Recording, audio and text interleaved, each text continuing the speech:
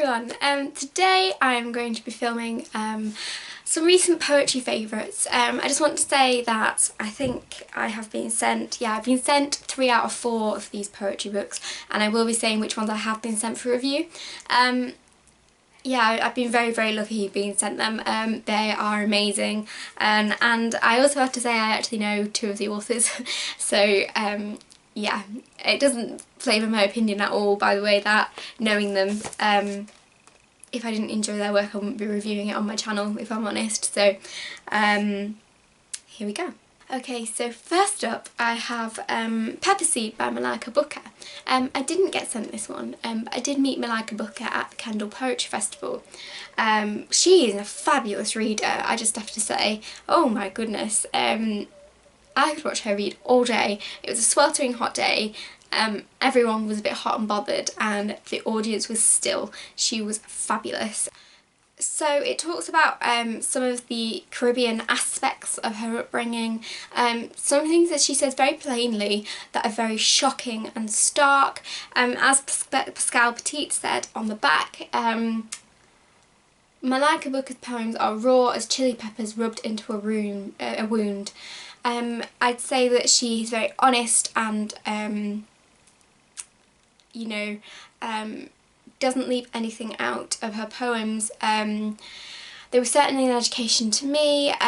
They made me realise the differences between upbringings in cultures. Yeah, I loved this. I don't really know what to say about it other than read it. I've never read any poetry like it. If you want to make that jump between so you've just been beginning to read poetry but you feel like you could step it up, I would recommend this.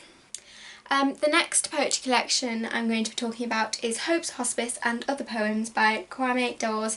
It was sent to me by Depository Press, and I'm very thankful to them. It's about, so Kwame went out to Jamaica and looked at HIV as part of a project for, I think it was some kind of journal or review, and he didn't expect to be writing poems, but I think the things he saw were so harrowing he needed an outlet. So he brings the HIV into your living room, into your life. I've certainly never had, I've never really looked into how horrific HIV is, and reading these poems about flesh melting off bones because people are just dying. It's a hospice, and the poem that stuck with me, and I read this at the beginning of the month, last month actually, the beginning of last month, was that he was just sat talking to one of the people in the hospice. He went and made them a cup of tea, and when he came back he was dead.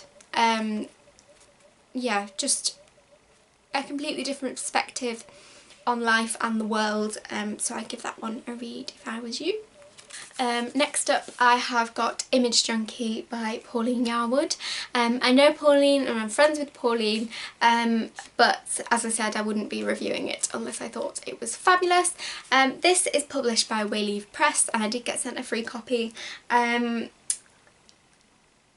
I think it was absolutely fabulous. So this is a small pamphlet of poems that I actually read and left feeling like I'd read a collection. It's very rounded, and there's quite a lot of content in there.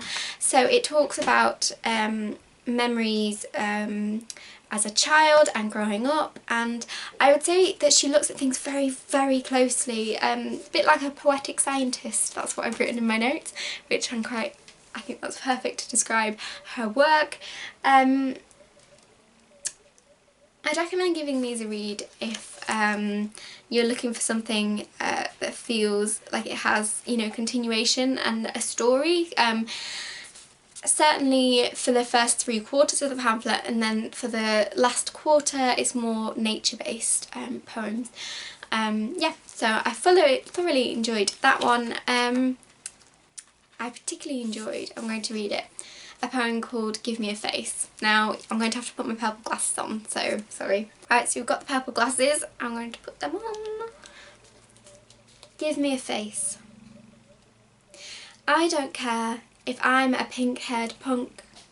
I wouldn't mind a nose ring, pierced lips, a ruby stud, earrings stretching my lobes. Give me frizzy hair or straight, scrunched in a band or wrapped in a headscarf. I don't mind if my eyelids are puffy or if you push my nose off centre, make me old, young or middle-aged, scrape my mouth to the side, give me a grimace or a smile, wrinkle my skin, crease my forehead, sag my neck, but work the clay so that I show through, give me the face I recognise. Yeah, I really enjoyed that one. So there's a lot. It took me a long time to decide which one I wanted to read, which, yeah, it's the sign that it was really good.